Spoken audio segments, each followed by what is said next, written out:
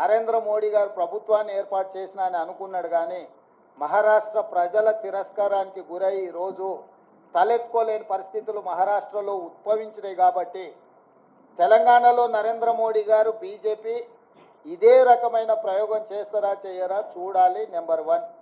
Number 2, ప్రపంచంలోనే అత్యంత అవినీతిపరుడు చంద్రశేఖరరావు అని ఆరోపణ చేసి ఈ దేశంలోనే కుటుంబ పార్టీ అవినీతి కుటుంబం అని ఆరోపణ చేసింది కేసీఆర్ పార్టీని, కేసీఆర్ కుటుంబాన్ని.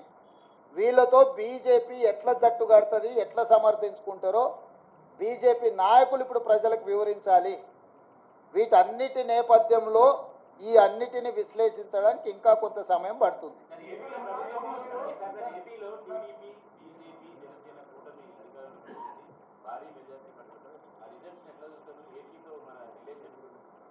ఎన్నికల ఫలితాలను ఎట్లా చూస్తాం చారి? ఎన్నికల ఫలితాల రకంగానే చూస్తాము, ప్రజా తీర్పు పరంగానే చూస్తాము. దాంట్లో వేరే రకంగా చూడడానికి ఏముంది? ప్రజలు తీర్పు ఇచ్చిండ్రు. ఆ తీర్పును జగన్మోహన్ రెడ్డి గారు నేను స్వాగతిస్తున్నా అన్నాడు, చంద్రబాబు నాయుడు గారు నేను స్వాగతిస్తున్నా అన్నాడు. ఇక వాళ్ళిద్దరు స్వాగతించిన తర్వాత మియా బీవీకి రాజీ హోయేతో కాశీ కా క్యా ఇస్మే?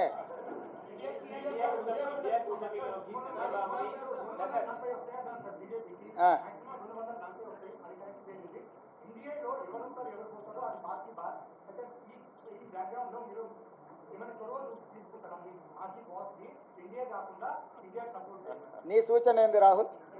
ఏం చేస్తే బాగుంటుంది?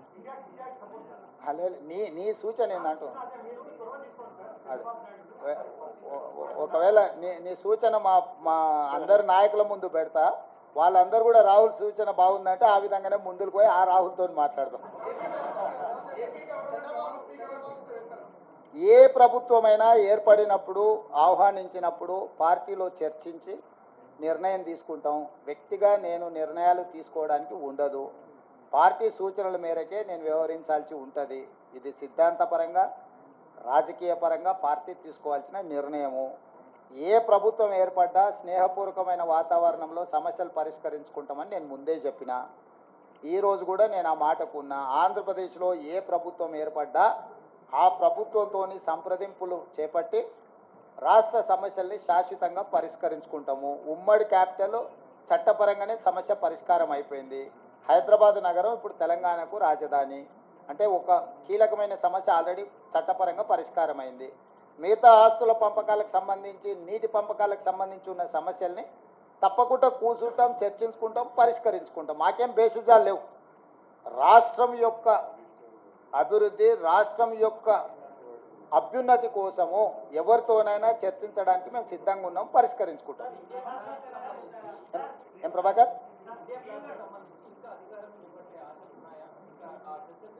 నాకు తెలియదు, నేను ఢిల్లీకి వెళ్ళలేదు. ఇండియా కూటమి ఢిల్లీలో చర్చలు చేస్తారు. మన వాళ్ళు ఎవరైనా ఉంటే అక్కడికి ప్రశ్న అడగమను.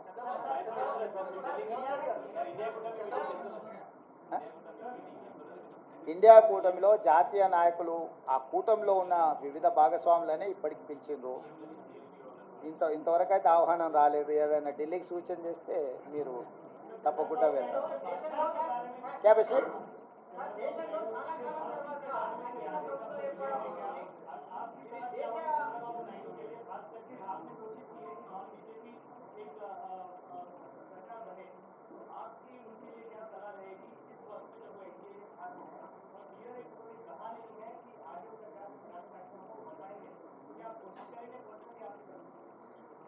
जहाँ तक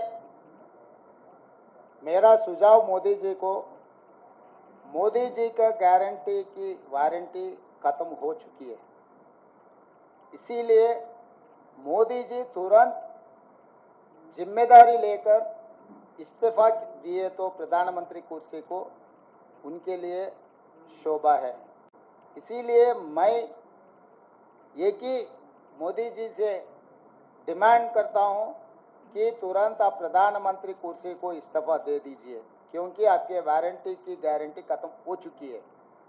और दूसरी बात रहा ये जो अलायंस के बारे में, इंडिया अलायंस या कोई आए कोई गए, ये जिम्मेदारी मेरे नहीं है। मेरे जिम्मेदारी है तेलंगाना सरकार चलाने का, तेलंगाना कांग्रेस पार्टी को चलाने का जिम्मेदारी है। मैं गैर जिम्मेदारी के काम नहीं करता हूँ। जो जिम्मेदारी लोग हैं वो जिम्मेदारी लोग जिम्मेदारी निभाएंगे। वो यहाँ पर चर्चा नहीं होगी, दिल्ली में होगी। आपको कुछ भी अगर ऐसा ही कुछ संशय रहा तो मुझे पूछो, मैं दिल्ली में फिर पूछ लेके फिर वापस बोलूँगा मैं।